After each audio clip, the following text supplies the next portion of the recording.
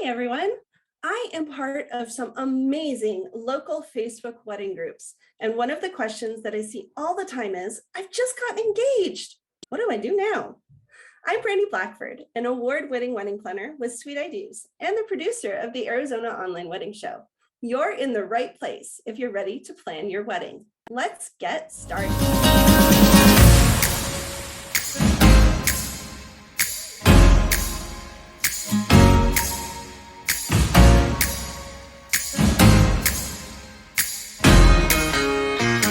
You've gotten engaged. Yay! How exciting. But now what? First, tell your VIPs. Try to do this in person if possible, via FaceTime if you can't. Don't change your status until you've let all those important people know. Nothing is worse than finding out someone you love is getting married via social media, unless you're a TikTok junkie.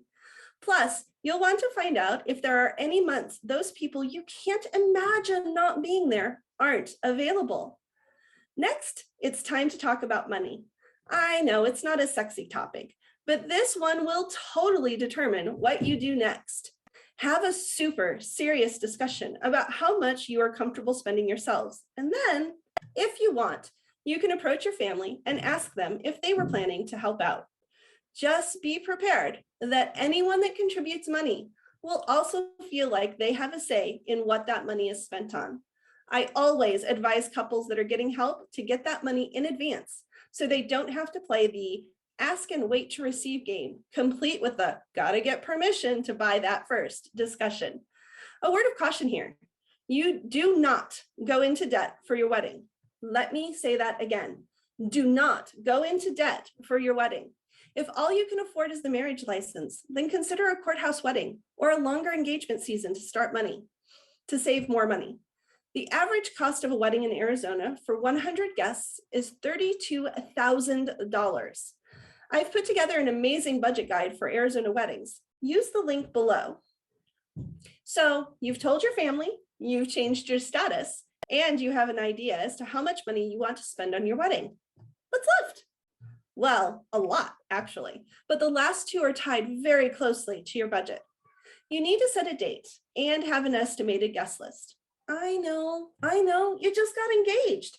You have no idea when or who you want at your wedding, but securing your venue, one of the first steps you take next, is going to be dependent on your date and the number of people you want to celebrate with you. A few tips when selecting your date. Unless you have a date in mind and can't be flexible, remember that discussion you had with your family about availability? One of the ways to save money is to pick an off-season month or day of the week.